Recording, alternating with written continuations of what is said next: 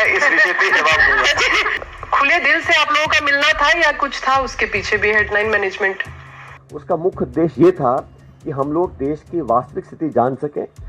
ये पूरी जानकारी प्राप्त करने के लिए जाति जनगणना बहुत ज़रूरी थी कि जाति जनगणना की जो मांग कर रहे हैं वो अर्बन नक्सली हैं।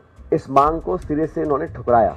तमाम विरोध के बावजूद जब देश में भाजपा और सरकार को लगा कि अब देश जागरूक हो चुका है, कोविड का बहाना लेके कई साल तक सेंसस को डिले किया। कहीं मुझे नियत में हम सब लोगों को शक है कि ये सिर्फ बात को टालने के लिए और अपना वादा पूरा ना करने की पूरी भूमिका बांध चुके हैं। जी, इससे अलग एक सवाल है, पूछ सकती हूँ? इस विषय से अलग है। नहीं, आज इसी विषय पे बात करते हैं। नहीं, आप ही से जुड़ा हुआ है। नहीं, आज इसी विषय। आप पूछ रहे थे। हाँ, मैं इस विषय पे जवाब दूंगा। सचिन जी, एक तस्वीर आपकी और गहलोत जी की वीडियो बहुत ज्यादा वायरल हुई थी। क्या वो भी खुले दिल से आप लोगों का मिलना था या कुछ था उसके पीछे भी हेडलाइन मैनेजमेंट? कास्ट सेंसस, जाति का जनगणना, उस पर आज मैं चर्चा कर रहा हूँ। हाँ सचिन जी, आपने कहा कि तेलंगाना ने जिस तरीके से एनजीओ से काम किया है, उसमें बहुत सारे कई लाख पदाधिकारियों को लगाया है, तो आप क्या चाहते हैं? तो राहुल जी बोलते थे कि हम देश का एक्सरे चाहते हैं। उसका मुख्य उद्देश्य ये था कि हम लोग देश की वास्तविक स्थिति जान सकें, कितने लोगों की कितनी भागीदारी है, किस हालात में वो रह रहे हैं, कहाँ और काम करने की ज़रूरत है, कहाँ में सफलता मिली है और कहाँ हम असफल रहे हैं। ये पूरी जानकारी प्राप्त करने के लिए जाति जनगणना बहुत ज़रूरी थी। और मैं बात दोहराना चाहता हूँ कि भाजपा की सरकार आज केंद्र में है। भारतीय जनता पार्टी ने और वर्तमान प्रधानमंत्री जी ने कई बार कहा कि जाति जनगणना की जो मांग कर रहे हैं वो अर्बन नक्सली हैं। इस मांग को सिरे से इन्होंने ठुकराया। इस सरकार ने सदन के अंदर जब सवाल पूछा गया तो लिखित जवाब दिया कि हम लोग ऐसा नहीं करना चाहते, ना करना चाहेंगे। तमाम विरोध के बावजूद जब देश में भाजपा और सरकार को लगा कि अब देश जागरूक हो चुका है और हम जो मांग कर रहे हैं वो ऐसी मांग है जिसको अब बहुत दिन तक वो ठुकरा नहीं सकते हैं, तो अचानक सरकार ने जाति जनगणना को स्वीकार किया और हमारी मांग को माना। लेकिन जो नोटिफिकेशन इशू किया है,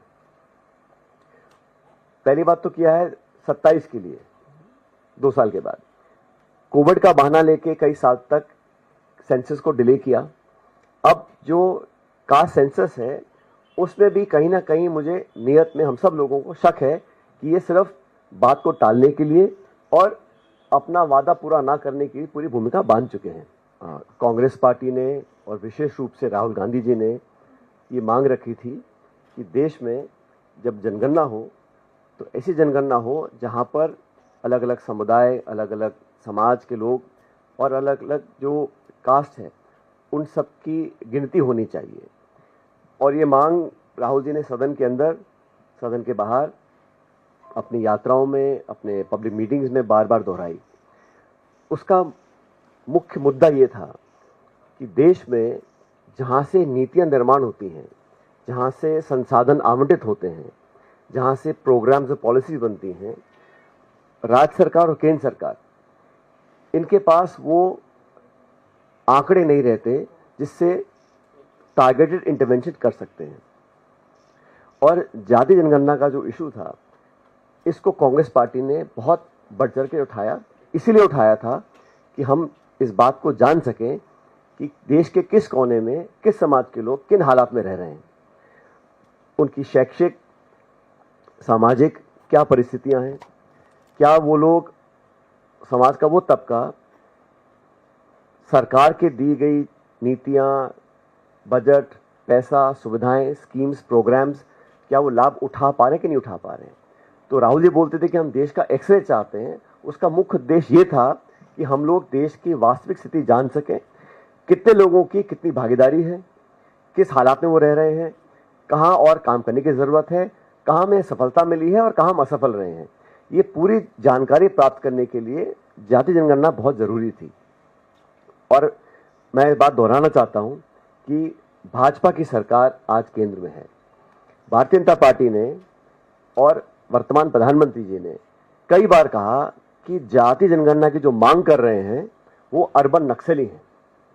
इस मांग को सिरे से इन्होंने ठुकराया। इस सरकार ने सदन के अंदर जब सवाल पूछा गया तो लिखित जवाब दिया कि हम लोग ऐसा नहीं करना चाहते, ना करना चाहेंगे।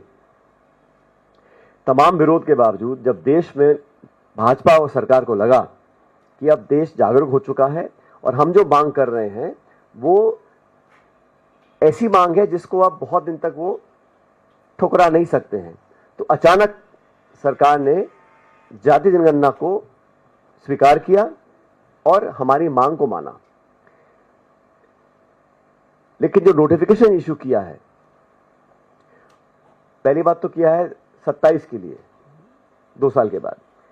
कोविड का बहाना लेके कई साल तक सेंसस को डिले किया। अब जो कास्ट सेंसस है उसमें भी कहीं ना कहीं मुझे नियत में हम सब लोगों को शक है कि ये सिर्फ बात को टालने के लिए और अपना वादा पूरा ना करने की पूरी भूमिका बांध चुके हैं। सेंसस भारत में बहुत पहले से हो रहा है और जितने बड़े मुल्क हैं दुनिया में उसमें भारत ऐसा देश है जहां पर बहुत अनुभव, बहुत संसाधन और बहुत समझदारी से इस देश में अलग अलग सरकारों ने सेंसस कराया है। लेकिन आप सरकार की नीयत देखिए, जहां पे 8 से 10 हजार करोड़ रुपया खर्च होता है सेंसस करने के लिए, वहां सरकार ने 570 करोड़ रुपए आवंटित किए हैं बजट में। जिस काम को करने के लिए आप धनराशि आवंटित नहीं कर रहे हो, जिस काम को करने के लिए आपने मौखिक रूप से हाँ बोल दिया है लेकिन उसकी शुरुआत आप 27 में करना चाह रहे हैं, और जहां पर आप कास्ट सेंसस के बारे में पब्लिक में बोल रहे हैं कि हम बात को मान लिए हैं, लेकिन जो औपचारिक ऑफिशियल नोटिफिकेशन है, जो सरकार की कार्रवाई है, उसमें से वो सारा लगभग गायब है। तो हमारी मांग ये है कि सरकार ने बेवजह इतने दिन तक इसको टरकाया, और जब कांग्रेस और राहुल जी और पूरी पार्टी ने कहा कि हमको बहुत जरूरी है और देश में एक जागरूकता आ गई थी कि लोग चाहते थे कि पता पड़े कि कौन कैसे रह रहा है। और मैं दोबारा बोलना चाहता हूं, जाति जनगणना का मतलब यह नहीं है कि हम सिर्फ व्यक्ति की कास्ट जानना चाहते हैं। इसका तात्पर्य यह है कि वो लोग, वो समुदाय देश में किन हालात में आज रह रहे हैं। जब तक हमें वो आंकड़े पता नहीं पड़ेंगे कि कौन कितना पढ़ा लिखा है, सरकारी नौकरी कितनी मिली है, कितना कमाई कर रहे हैं, कितना लाभ उनको मिल रहा है, क्या स्कीम सरकार के वहां पहुंच रही है कि नहीं पहुंच रही है, इस विषय में जो सबसे बेहतरीन काम हुआ है वो तेलंगाना सरकार ने किया है। तेलंगाना सरकार का जो सेंसस है वो बहुत समझदारी से किया गया है, विशेषज्ञों को उसमें ज्वाइन कराया गया है, और सरकार ने किसी अधिकारी ने बैठ के नहीं किया है। उन्होंने एनजीओ से प्राइवेट पार्टिसिपेशन कराया है, टेक्निकल लोगों को जोड़ा और एक बहुत विस्तृत जानकारी प्राप्त करने के लिए सेंसस किया है। सेंसस करने का मतलब यह है कि हमें पता पड़े कि हम आने वाले समय में किस प्रकार का अपना प्रोजेक्ट बनाएंगे, बजट देंगे, स्कीम्स और पॉलिसीज बनाएंगे। तो कांग्रेस पार्टी का बड़ा स्पष्ट मत है कि सिर्फ किसी व्यक्ति की जाति जान लेना एक कॉलम में, वो हमारा उद्देश्य नहीं है। उद्देश्य यह है कि कैसे समाज का वो तबका जो पिछड़ा रहा आर्थिक रूप से, शैक्षिक रूप से, उन लोगों को मुख्य धारा में लाने के लिए हम लोग क्या कर सकते हैं। जब तक आंकड़े नहीं आएंगे, और आंकड़ा पहला पड़ाव है, रियल टेंजिबल वेरीफाइड डेटा हमारे पास आएगा, उसके बाद हम लोग उसमें सुधार कर सकते हैं। लेकिन सरकार की मुझे लगता है कि मंशा ऐसा करने की है नहीं। वो कह रहे हैं क्योंकि सदन के अंदर पहले मना कर चुके थे, और पॉलिटिकली तो जैसा मैंने कहा, जब राहुल जी और कांग्रेस पार्टी ने इस मांग को रखा तो उनको अर्बन नक्सली करार किया गया। तो अचानक इनका मन बदला क्योंकि देश में अब वो अवेयरनेस आ गई थी कि देश के लोग चाहते थे कि हम जाने, और ये जो लोग बोलते थे ये देश को तोड़ने का काम है, इससे जातिवाद बढ़ जाएगा, ये सरासर गलत है। मैं फिर दोहराना चाहता हूँ, तेलंगाना सरकार ने जो सेंसस किया है उसका जो ऑब्जेक्टिव है वो सिर्फ किसी की जाति पूछना नहीं है, वो किन हालात में रह रहे हैं, उनके बच्चे क्या पढ़ रहे हैं, क्या वो खाते हैं, कैसे वो रहते हैं, और क्या उनको आगे मदद करने के लिए हम कर सकते हैं। तो मोटा मोटा ये हमारा उद्देश्य है। लेकिन सरकार का जो बजट आवंटन किया है, इंस्टेड ऑफ 10,000 करोड़ 570 करोड़ आवंटित किया है। नोटिफिकेशन में जो कमी आपको मैंने पहले बता दी है, और ये जो डिले कर रहे हैं, कोई वजह नहीं है कि इसको आपने आज अनाउंस किया, और ठीक यही काम उन्होंने किया महिला आरक्षण को लेकर भी। इतना लंबी समय सीमा बांध दी है कि वो कब पूरा होगा कोई जानता नहीं है। तो सरकार सिर्फ ध्यान डाइवर्ट करने के लिए, और इस इशू पे, क्योंकि ये इशू पॉलिटिकल इशू बन चुका था और कांग्रेस और हमारे तमाम जो सहयोगी दल हैं इसकी पुरजोर मांग करते थे, तो कोई ना कोई बहाना डालकर आज उन्होंने इसको स्वीकार किया है, लेकिन मुझे नियत में खोट दिखता है, क्योंकि जो उनको करना चाहिए था तत्काल शुरू करना चाहिए था, पर्याप्त बजट आवंटन करना चाहिए था, और जिस सोच के साथ हम लोगों ने इस मांग को रखा था वो यहाँ से बिल्कुल जुदा है। इसमें कहीं कोई ऐसा आंकड़ा नहीं है, ना कोई ऐसी स्पष्टता है कि जिस उद्देश्य के साथ हमने इस मांग को रखा था उसको पूरा करने की हम कोशिश कर सकें। तो मैं दोबारा दोहराना चाहता हूं अंत में कि ये जो सेंसस की जो राजनीति हो रही है इसको बंद कर सरकार को तुरंत प्रभाव से कार्रवाई करनी चाहिए, और सरकार ने, तो तेलंगाना सरकार ने जो किया है उस मॉडल को अडॉप्ट करें। उसमें सिर्फ सरकार एक सेंसस थोप दे, उससे बेहतर होगा एक प्राइवेट पार्टिसिपेशन हो, एक्सपर्ट्स का, साइंटिस्ट का, एनजीओज का, ताकि कोलैबोरेटिव उसमें जो संज्ञान लेकर हम एक सेंसस नया बना सकते हैं। और जो धनराशि आवंटित करी है 570 करोड़, ये बहुत कम है और इसमें हजारों करोड़ रुपए खर्च होते हैं। तो सरकार को स्पष्ट करना चाहिए कि ये डिले क्यों किया, बजट क्यों कम दिया गया है, और जिस ऑब्जेक्टिव के साथ हम लोग करना चाह रहे थे उसको सरकार कब पूरा करेगी। आपके कोई सवाल है मैं पूछ सकता हूं? Okay, so just summarize, the demand for having a caste census was led by the Congress party, and Mr. Rahul Gandhi in particular has been raising this issue for a number of years now. And we all know that the government of India and the BJP in particular have always said that this is something that is unacceptable. In fact, in a written reply to a parliamentary question, government had said it was not proposing to do any caste census. Because of the forceful demand of the party and Mr. Gandhi, the current government has now yielded and announced a caste census. But the facts and the figures state something totally different. They want to start the census in 2027. The money required for a full census is about 10,000 crores. Government has allocated 574 crores. And the main issue is that when we say we wanted a caste census, the objective was to know exactly in what conditions people of India are living, those who have been deprived, who are not in the mainstream, how much have they got education, how much access do they have to government schemes and policy programs, in what economic conditions are they living, what is their net spending, household incomes. All that is required for us to do better policy formulation. Idea is not just to collect data of an individual's caste or a household's caste. The objective is to know exactly in what conditions these families are living and how we can better curate our policies to substantially help the livelihoods of those people. Unless we have tangible data, no state government and no central government can actually do targeted interventions. And that is what we wanted to do. In that regard, Telangana has done a splendid job. That caste census was done by including members of the private sector, NGOs, experts and scientists in the field, so that you have an expansive collaborative effort where you genuinely make an effort to know the real status of families living and households living in conditions that perhaps we are not aware of. But the government of the day yielded to the pressure of the Congress party and Mr. Gandhi and has done announcements. But if you look at the notification, there is no mention of the kind of survey we wanted to get done. The amount of money that has been allotted is pittance compared to what is required. So I fear that the BJP, initially if you recall when the BJP was in opposition, they opposed the Aadhaar cards, they opposed GST, they opposed FDI in retail, they opposed FDI in defense, they opposed GST. But when they came to government, all of those they wanted to implement and take credit for it. Similarly, the caste census was a Congress issue. Mr. Gandhi and everybody else asked for this. They said, they called us urban Naxals, and they were not agreeable to accept this demand. Now when they sense the mood of the country, they have accepted in principle, but I think there is a lot of confusion and a lot of dissatisfaction in what we had asked for. So I urge the government to come out clear and not keep giving extended deadlines, under allocation of budgets. And again, the idea is to know exactly the status of people living in India, and this is the perfect way for us to do it. Unfortunately, I think the intention of the government is just to buy time, grab headlines and manage the narrative. Sachin sir, so you are saying that there was. We hear you.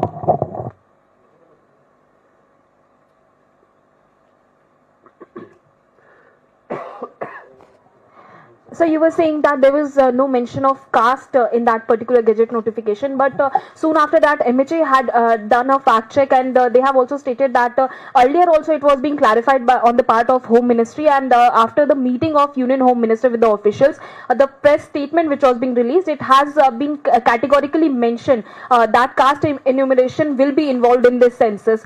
So the MHA has also said that these are all the misleading claims which are being made on the part of the Congress party. What's your take on it? Well, the amount of money allocated in the current financial year is 574 crores. The actual quantum money required is in thousands of crores. Second, like I mentioned to you earlier, the idea that we have been raising is not just to know the caste of an individual. The idea was to have an expansive, detailed survey of the conditions in which people live, access to education, access to jobs, access to government schemes, and economic situation, social conditions. Those are all things that we need to know to do better policy formulation. The objective of the exercise is not just to get the name and the caste of a person. That I don't think has that much value. Real value is that you understand in what conditions they're living, how much successful the schemes have been so far, are the targeted budgets and policies programs reaching the ones that we are intending for.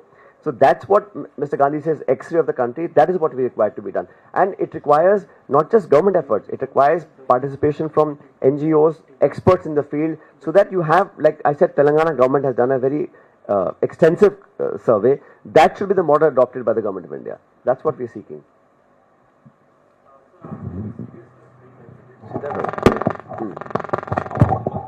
Sir, आपको government के part पे seriousness नहीं लग रही क्योंकि आप demands भी कर रहे हैं, तो क्या लग रहा है आपको, क्योंकि अभी कुछ महीनों के अंदर ये बिहार जैसी स्टेट के अंदर असेंबली इलेक्शन है, क्या वो आपको वजह लगती है कि इस प्रेशर में है या उसके पीछे कोई टैक्टिक है? और दूसरा, आप लोग कर्नाटका में जब सर्वे करा रहे हैं तेलंगाना के बाद में, तो बीजेपी कह रही है 165 करोड़ रुपए, 158 करोड़ रुपए जो पहले जो टैक्स पेयर्स की मनी थी वो वेस्ट कर दी गई, अब दोबारा रीसर्वे करा रही है कर्नाटका के अंदर कांग्रेस गवर्नमेंट। ये प्रेशर में है क्योंकि वहाँ तो बड़ी कम्युनिटी है, एक लिंगायत है, कोका लिंगायत, उनके प्रेशर में ये चीजें ये हर 10 साल में सेंसस होता है, इसमें कोई नई बात नहीं है।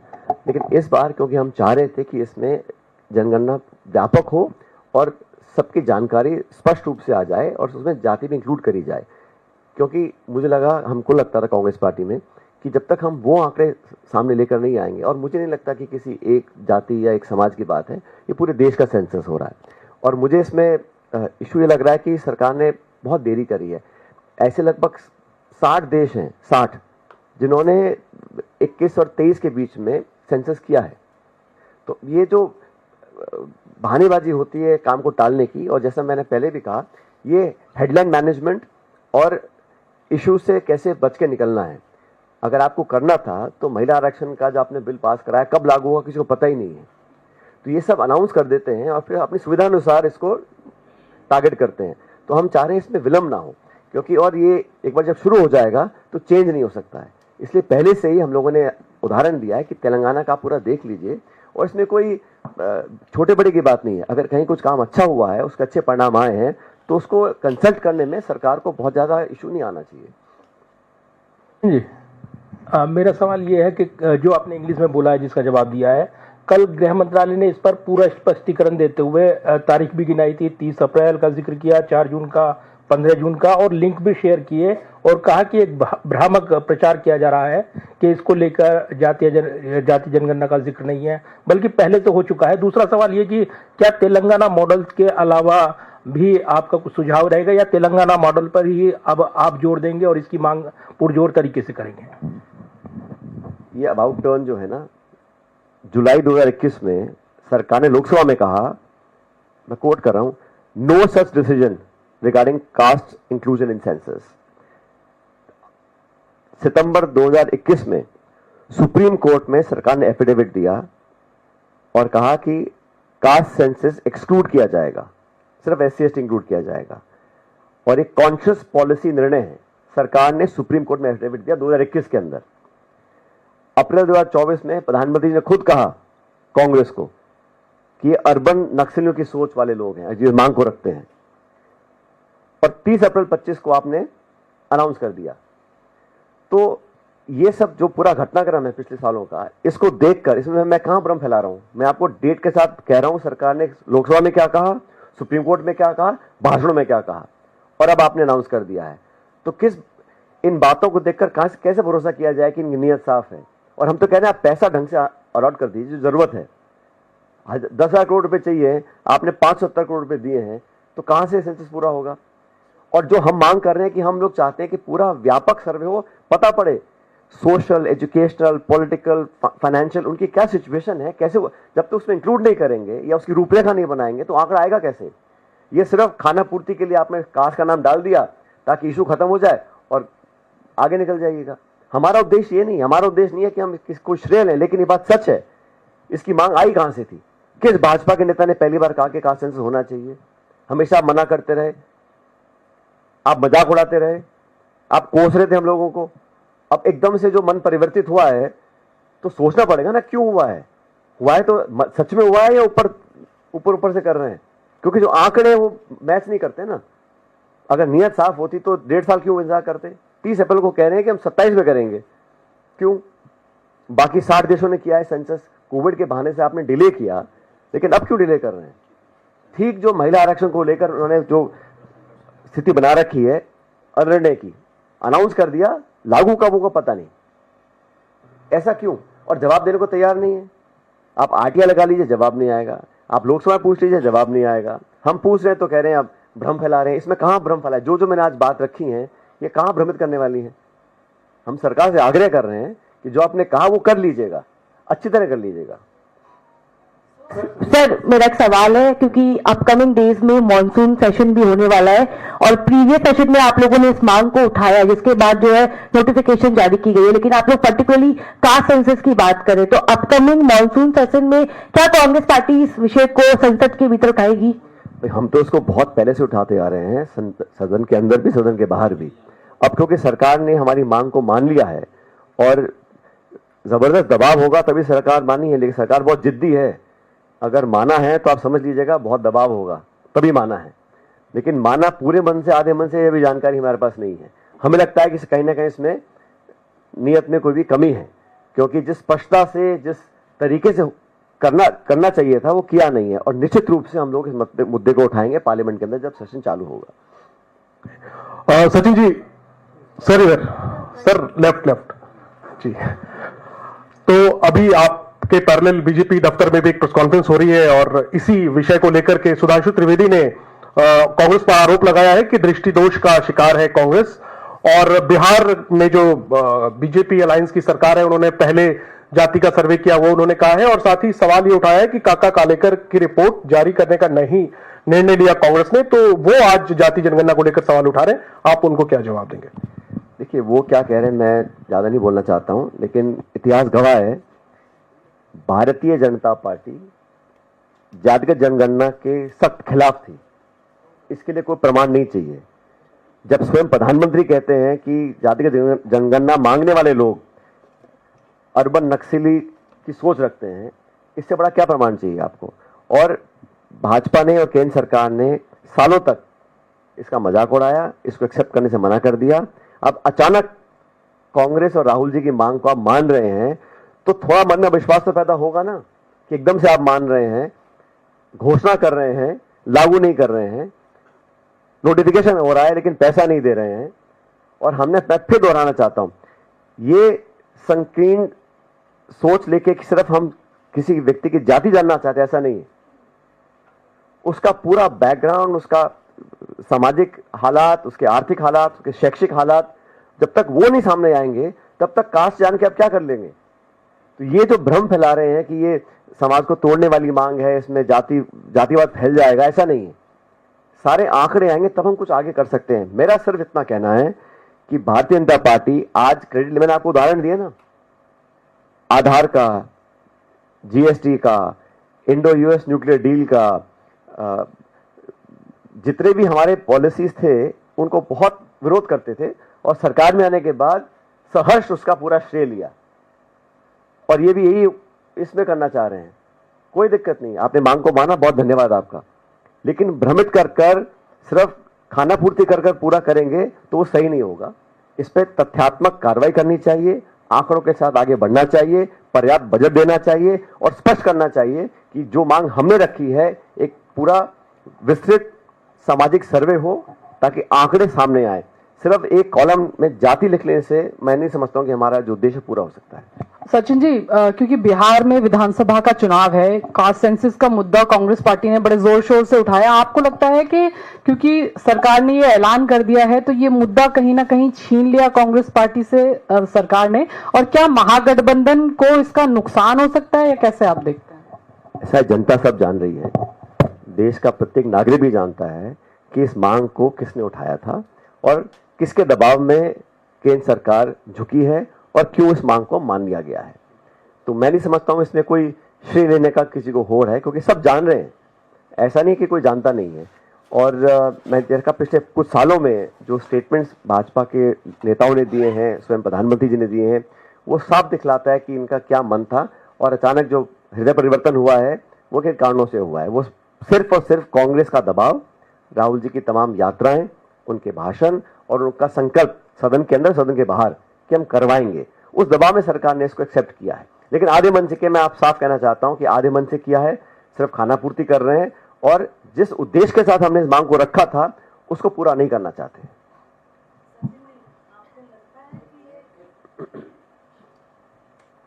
सचिन जी, आपको लगता है पिछले 10 साल में आज तक कोई डाटा, किसी चीज का डाटा इस सरकार ने नहीं रखा है, और जो काम भी किया है, चाहे पीएम केयर फंड हो, चाहे इलेक्ट्रल बॉन्ड हो, कोई भी काम किया है आधा अधूरा और सिर्फ एमएसएमई हो और सिर्फ बातें ज्यादा करी है और काम कम किया है, कटनी करने में अंतर है। तो आपको लगता है ये ठीक से करा पाएंगे? बजट भी इनका ठीक नहीं है। जो आपने सारे कारण गिनाए हैं मैम, उन्हीं कारणों के बाद हमें लगता है कि इन पे जो एक ओवरसाइट होती है वो रखना बहुत जरूरी है। और ये बात सच है कि सरकार ने तमाम जो संस्थाएं हैं, एनएसएसओ है, बाकी संस्थाएं हैं, काफी आंकड़ों में कंजूसी करते हैं और पारदर्शिता से जो आंकड़े सामने आने चाहिए उसमें कहीं ना कहीं विश्वसनीयता जो है वो कम हो रही है। और ये मैं विपक्ष में इसलिए नहीं कह रहा हूं, जनता देश विदेश में समझ रही है कि जो आंकड़े हैं उसकी गुणवत्ता, उसकी विश्वसनीयता पर संदेह लोगों को हो रहा है। इसलिए बहुत जरूरी है कि हम लोग सतर्क रहें और हकीकत सामने लेकर आएं। और सिर्फ आलोचना करने के लिए विपक्ष में नहीं है, हम जो सकारात्मक सुझाव दे रहे हैं सरकार को बड़ा मन रखकर उनको एक्सेप्ट करना चाहिए। और जैसा मैंने कहा, कई बार हमने मांग रखी थी, आप पार्लियामेंट सेशन बुला लीजिएगा, ऑल पार्टी मीटिंग होती है, पीएम उसमें आते नहीं है, सेशन आप बुला नहीं रहे हैं जिस मुद्दे को लेकर हमने कहा था। तो ये और आंकड़ों का जो खेल है पिछले कुछ सालों में जो ट्रांसपेरेंटली होना चाहिए भारत सरकार के माध्यम से वो नहीं हो रहा है। और जब तक आंकड़े सामने नहीं आते हैं आप कोई भी ना तो कंस्ट्रक्टिव क्रिटिसिज्म कर सकते हैं, ना आप पॉलिसी इंटरवेंशन कर सकते हैं, ना आप विश्लेषण कर सकते हैं। तो ये सरकार ने समझ लिया है कि जितने कम आंकड़े दो उतनी कम आलोचना हमारी होगी। हेलो हेलो, हाँ पायलट साहब, इसमें जब ये ऐलान हुआ उसके बाद सरकारी सूत्रों से पता चल रहा है कि जो नेशनल पॉपुलेशन रजिस्टर है उसको अपडेट नहीं किया जाएगा सेंसस के साथ साथ। और आपको याद है कि एनआरसी को लेके लगातार मोदी सरकार ने वादा भी किया था और एनआरसी लाने की बात हुई थी, जिसको लेके काफी विवाद खड़ा हुआ था। तो एनपीआर को अपडेट ना करना, क्या आपको लगता है कोई एक एग्जिट रूट सरकार एनआरसी से तलाश रही है, क्योंकि काफी विवाद खड़ा हुआ था, मुसलमानों को टारगेट करने की बात हुई थी? मौसमी, जब तक ये बात अधिकृत रूप से सामने नहीं आती मैं कुछ कहना नहीं चाहता हूं, क्योंकि सूत्र क्या कह रहे हैं मुझे पता नहीं। लेकिन सरकार ने जो नोटिफिकेशन इशू किया है उस पर हम चर्चा कर सकते हैं, सरकार ने जो लिखित जवाब पार्लियामेंट में दिया है उस पर चर्चा कर सकते हैं। लेकिन सरकार क्या खबरें लीक कर रही है, क्या नहीं कर रही है, इस पर मैं टिप्पणी नहीं करना चाहता हूं। लेकिन ये बात सच है कि सरकार को जितनी भी संस्थाएं हैं, जितने भी हमारे स्टेटिस्टिकल ऑर्गेनाइजेशंस हैं, गृह मंत्रालय का है, एनएसएसओ है, एनपीआर है, इस सब में पूरी तरह पारदर्शिता रखनी चाहिए, क्योंकि ये सब किसी एक दल, किसी एक सरकार की संपत्ति नहीं है, पूरे देश की संपत्ति है। और हर नागरिक और देश के लोगों को अधिकार है हकीकत जानने का, आंकड़े समझने का। सचिन जी, मैं पूनम हूँ अमर उजाला से। मैं पूछना चाहती हूँ कि आप एक बड़ा विपक्षी दल हैं, मुद्दा भी उठा रहे हैं, तो क्या ये उम्मीद की जानी चाहिए कि निकट भविष्य में कांग्रेस जो रजिस्ट्रार जनरल सेंसस हैं उनके पास बाकायदा ज्ञापन लेकर जाएंगे अपनी बात रखने के लिए? क्योंकि जिस तरह से धन की कमी, ये सब अहम मुद्दे हैं, और ये जो जाति जनगणना का मसला है, ये कह देना और करना दोनों में फर्क भी है, तो लगता है कि आप जाएंगे? आप जो कह रहे हैं मैं बिल्कुल वही कह रहा था, और हम सब काम करेंगे। देखिए, हम विपक्ष में होने का मतलब यह है कि हमें सरकार की जवाबदेही तय करनी है, और सरकार की कथनी करने में जब फर्क आ रहा है उसको हम लोग पूरी ताकत के साथ उसका विरोध करेंगे। लेकिन सरकार का जो रवैया रहा है अब तक, आपने देखा होगा, कोई बहुत सहज नहीं रहा, और बहुत अड़ियल रवैये से सरकार काम करती है, हर जगह हमने देखा है।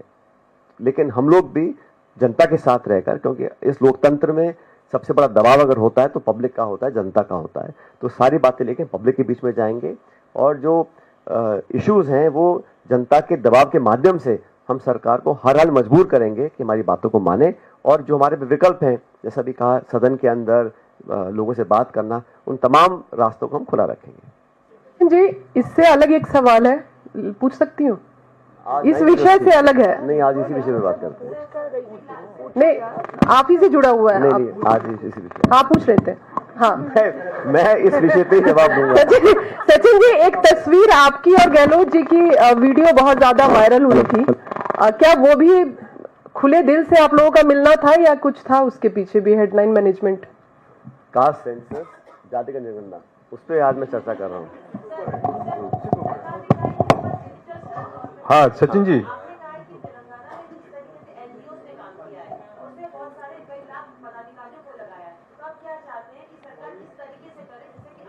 देखिए, सरकार जो भी तरीका अडॉप्ट करे, कंसल्टेटिव हो, लोगों के सुझाव लिए जाएं, और जो अगर बेस्ट प्रैक्टिसेस हमारे सामने आ रही हैं तो उसमें कुछ सुझाव लेने में कोई किसी को आपत्ति नहीं आनी चाहिए। और क्योंकि अब आईटी इनेबल्ड सर्विसेज से अगर हम मदद लेंगे तो कम समय और कम लगेगा, पहले समय ज़्यादा लगता था, लेकिन ये डेटा वेरीफाइबल हो, ऑथेंटिक हो, टेंजिबल हो, और उपयोग में लाने लायक हो।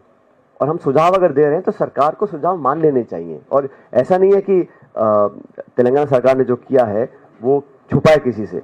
वो पूरा जो क्वेश्चनर है, आप उसको देखिए, बहुत सोच समझकर, क्योंकि मैं फिर कहना चाहता हूं, जब क्वेश्चनर या सेंसस के कुछ सवाल बनते हैं तो क्या सवाल का जवाब आ रहा है उतना महत्वपूर्ण होता है क्या सवाल पूछा जा रहा है। तो what is being asked is almost as important as what the question, what the answer is. तो ये सारी चीजें टेक्निकल और एक कंसेंसस बना के इसको करना चाहिए। लेकिन मैं कह रहा हूं, जब आप पैसा नहीं दे रहे हैं, आप 1.5 साल बाद शुरू करने की बात कर रहे हैं, तो कहीं ना कहीं कथनी और करनी में फर्क दिख रहा है मेरे को। तो जी, last question, I am Sandeep from Vartaman newspaper. 2 question है। ये आपने बोला कि सरकार ने मन बदल लिया, तो आपके हिसाब से क्यों मन बदल लिया, इसका पीछे कारण क्या है? और सेकेंडली, राहुल गांधी कंटिन्यूअस जो डिमांड कर रहा है वो अभी होने जा रहा है, तो आप सत्ता में थे तो 2010 में जो सेंसस हुआ उसमें कास्ट सेंसस क्यों नहीं हुआ? देखिए, समय के साथ साथ कई सारे इश्यूज आते हैं, और अब इतिहास में जाएंगे तो मैं समझता हूँ ये सही नहीं है, क्योंकि कब क्या हुआ नहीं हुआ। लेकिन ये मांग राहुल गांधी जी की आज की नहीं है, कई सालों से इसको मांग को उठा रहे हैं, और ये पूरी पार्टी ने, वर्किंग कमेटी ने, सब लोगों ने बहुत सोच समझकर इस निर्णय को लिया था। लेकिन आपने जो पहला सवाल कहा कि सरकार ने क्यों मान लिया, इसका जवाब किसी के पास नहीं है। एक दिन अचानक खबर आई कि सरकार ने अपना मन बदल लिया है और वो कास्ट सेंसस कराना चाहती है, तो इसका भी इस पर शोध होना चाहिए कि सरकार ने ऐसा क्यों किया। मुझे लगता है कि पब्लिक की डिमांड, और जो हम लोगों ने एक अवेयरनेस पैदा करी पूरे देश में राहुल जी के माध्यम से, कि लोग इसको डिमांड करें, इस पर दबाव बनाएं, और अल्टीमेटली मैंने देखा है कि सरकार कोई सी भी हो, लेकिन जो पब्लिक का प्रेशर होता है उस पर लोगों को झुकना पड़ता है। तो कांग्रेस और जनता का जो दबाव था, मुझे लगता है मात्र वो रीजन था, क्योंकि जो पहले जो उन्होंने खंडन किया, मजाक उड़ाया और बिल्कुल सिरे से खारिज कर दिया था इन मांगों को, अचानक जो बदलाव आया है वो कांग्रेस और जनता के दबाव में आया है। Thank you.